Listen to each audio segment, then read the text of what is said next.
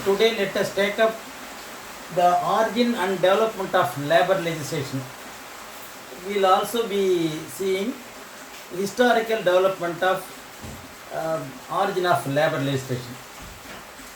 So first we will see the object and nature of labor legislation. So actually the object of the labor legislation is to protect the employees from exploitation. Then during those days before independence, the excessive exploitation of workers were in the option or were in the offing, and longer hours of work they have to do, the laborers have to do longer hours of work, and also social justice, economic justice have been denied to the laborers, and so the need of the labor legislation was felt to curb the exploitation of laborers. So that is the object and nature of labor legislation. Next we will see the concept of master-servant relationship. So previously the concept of master-servant relationship was in existence. So what are the work ordered by the master, the servant as a servant, the employee has to do that work without any liberty, freedom and choice. So and the employees, the relationship is between the employer and employee is master-servant relationship. So this has been subsequently changed to employer and employee relationship. Employer is the one who appoints a person to do a work. The employee is the person who is doing that work. Then the next we will see the theory of laissez-faire. Laissez-faire means that is the free economic. The economic, there are socialism, so many ideologies are there. So in the ideology, the laissez-faire is the freedom of contract. Government should not intervene in the economy. That is called laissez-faire. So that was the order of the day. So the economy was not controlled and free. So what all the persons want to do, they can do without any interruption. That is laissez-faire economy. Then market economy came, and then socialist economy. So many economics have come. So during those periods before independence, there was laissez-faire. Next we will see the evolution of labor legislation or historical development of labor legislation. The need of the labor legislation was felt by the employees, and that led to the enactment of labor legislation by their strike, by their constant perusal with the employers or with the government.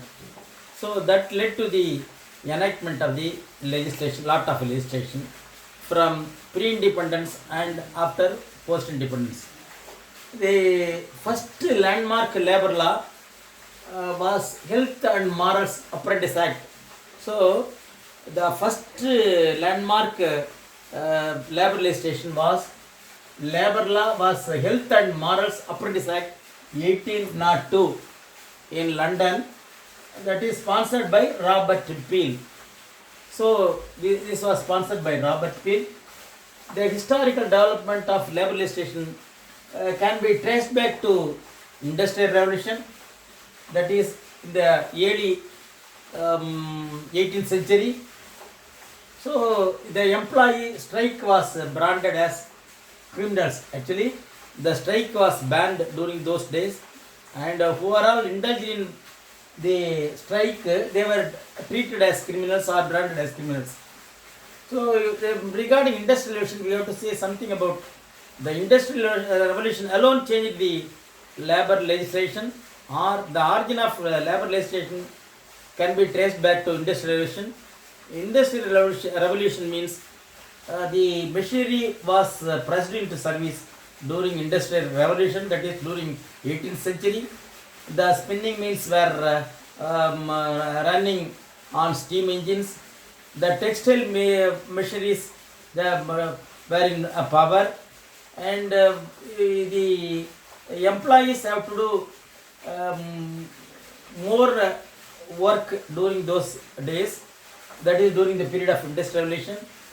And agrarian thereafter agrarian revolution have been taken place, and because they used power, lot of artisan attitudes were annihilated, because the usage of machinery and power have led to the annihilation of village industries. And then because the village industries, what are the products produced from the village industries were costly, and no one preferred that the village industries, because it was too costly. And slowly, because of the industrial revolution, the people migrated from village to town. So the entire society have been changed. From lot of migration have been taken place. The lifestyle has changed, and they have to do.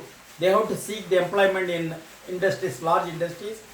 Because of that, the lifestyle is changed, economy is changed. So they have to naturally they have to seek economic justice, social justice, and then we'll see a lot of labor legislation have been enacted. It is not due to the lot of employment activity, but due to lot of case laws decided by the High Court and the Supreme Court. So now we will see one by one the acts which was emerged during pre-independence period and post-independence period. We will see one by one. That is, the first Factories Act have come during 1883 and 1893. First labor law by British. Stipulation of during this period, the stipulation of 8 hours work was suggested. Abolition of child labor was also suggested. Restriction of women in night employment was also on the anvil. And OT beyond 8 hours, after 8 hours work, a person does the work after 8 hours, then he has to be paid OTA. These are all the result of the Factories Act. Then Trade Dispute Act have come, that is during 1929. This Act of 1929 restraining the right of strike and lockout. So because by the Trade Union Act of 1929, the right to strike and lockout was taken away from the employees, and they cannot go for strike or lockout. And no machinery but at the same time, no machinery was also formed to resolve the industrial disputes. That was the pathetic condition of this Trade Dispute Act of 1929. Next we will see the Workmen's Compensation Act 1923. The Workmen's Compensation Act, whenever the employees are working in a factory or in hazardous jobs, if some accident happen during the course of work in their occupation, the compensation has to be paid accordingly. Suppose if a phalange is lost, or by the accident if a finger is lost, then the earning capacity is lost. Accordingly, the compensation is awarded. That is called Workmen's Compensation Act 1923. And Trade Union Act 1926 have come.